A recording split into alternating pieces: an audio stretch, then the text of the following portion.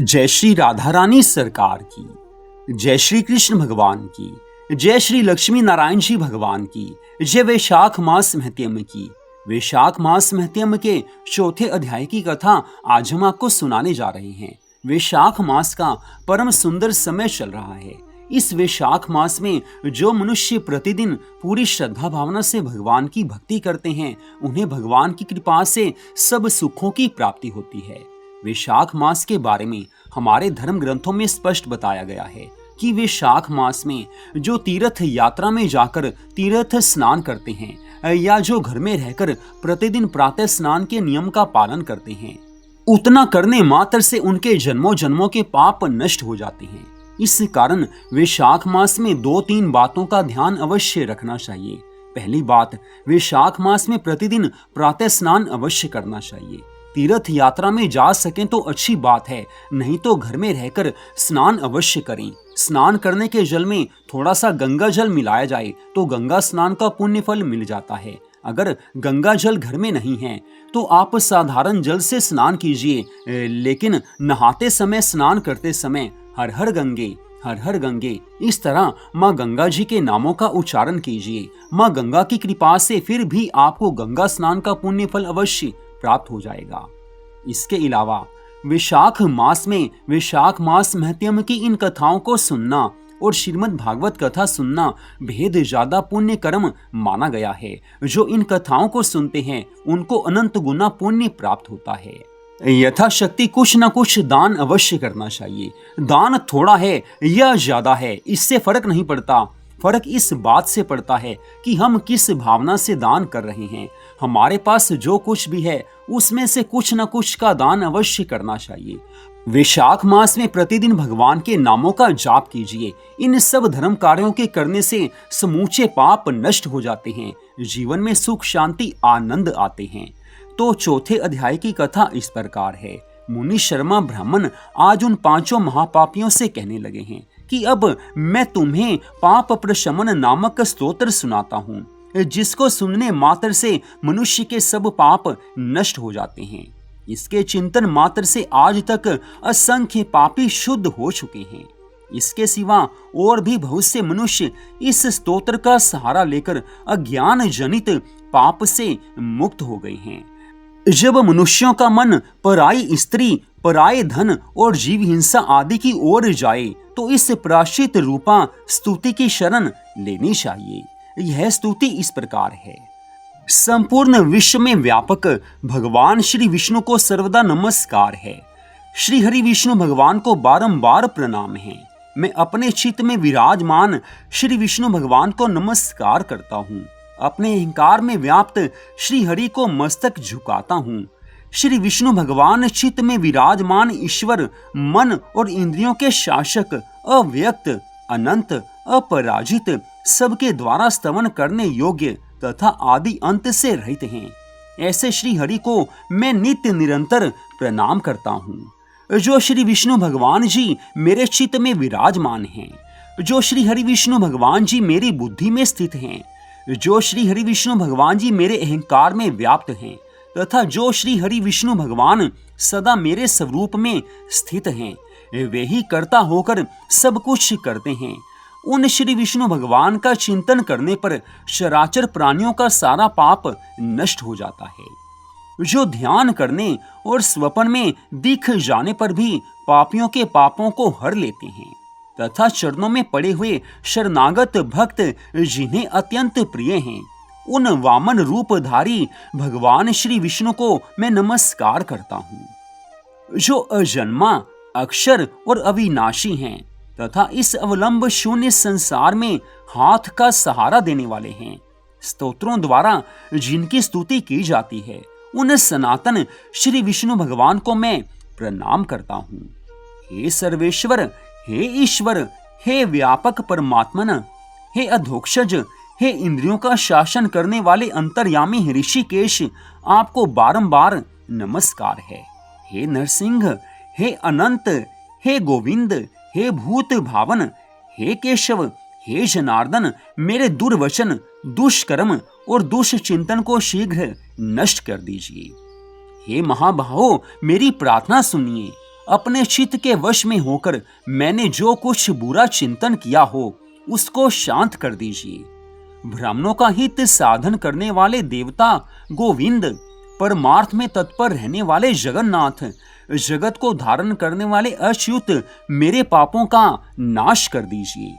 मैंने पूर्वाह्न, सायाह्न, मध्याह्न तथा रात्रि के समय शरीर, मन और वाणी के द्वारा जानकर या अनजाने में जो कुछ पाप किया हो वह सब ऋषिकेश, पुंडरीकाक्ष और माधव इन 3 नामों के उच्चारण भर से नष्ट हो जाए।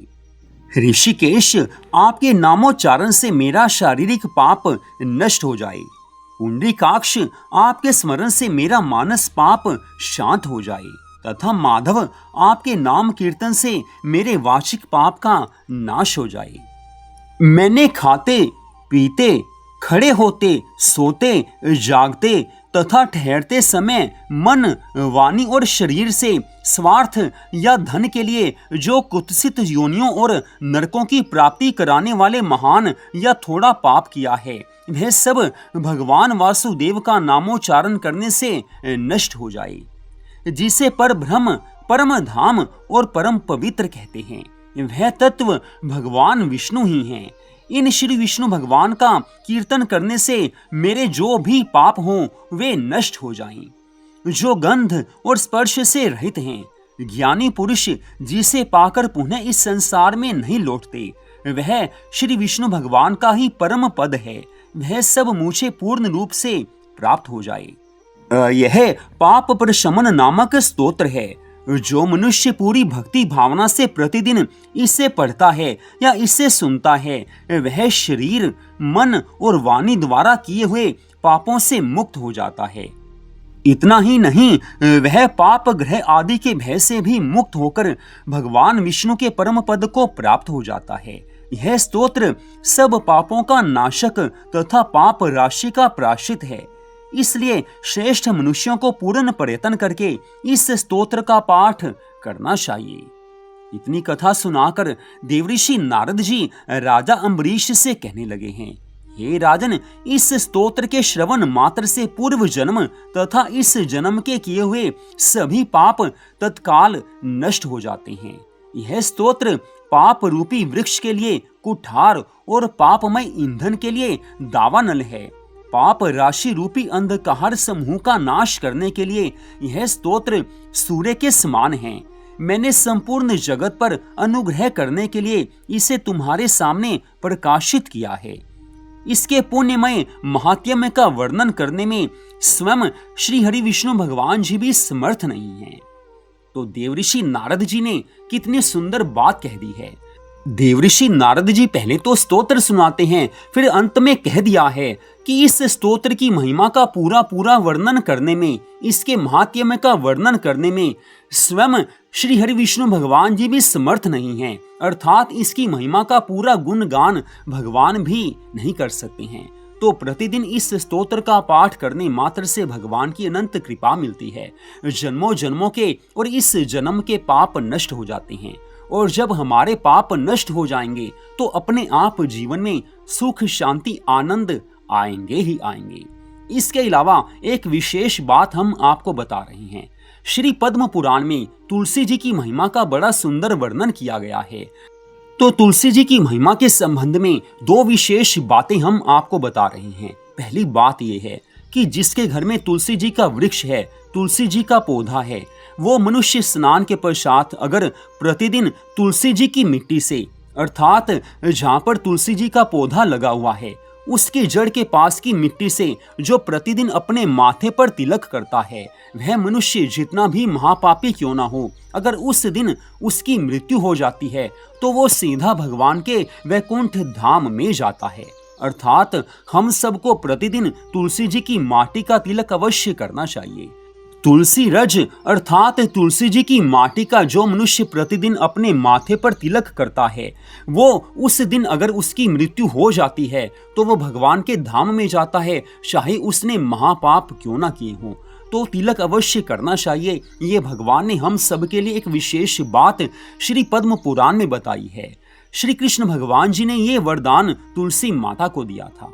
दूसरी बात, जब मनुष्य की मृत्यु हो जाती है उस समय उसके अंतिम संस्कार में अगर तुलसी जी के पौधे की एक छोटी सी लकड़ी भी होती है, जी हाँ, अगर किसी के अंतिम संस्कार में जब उसका अंतिम संस्कार हो रहा होता है बाकी सब लकड़ियों में तुलसी जी की एक लकड़ी डाल दी जाती है, तो उससे उतना करने मात्र से वो प्राणी सीधा भगवान के वैकुंठ धाम में जाता है, वो कहीं और नहीं जाता। चाहे उस मनुष्य ने जीवन भर पाप कर्म क्यों ना किए हों, वो सीधा भगवान के धाम में जाता है।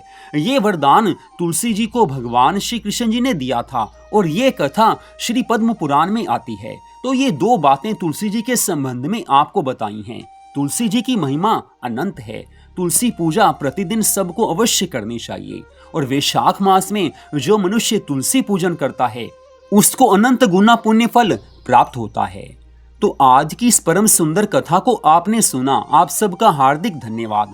अगले अध्याय में आप इससे आगे की कथा को सुन पाएंगे। जय श्री राधा रानी सरकार की, जय श्री कृष्ण भगवान की, जय श्री लक्ष्मी नारायण जी भगवान की, जय तुलसी माता की, जय पाप प्रशमन स्तोत्र की, जय वैशाख मास महत्म की, जय सदगुरुदेव श्री बंसी वाले महाराज की। जय जय श्री राधे, जय जय श्री राधे, जय जय श्री राधे श्याम।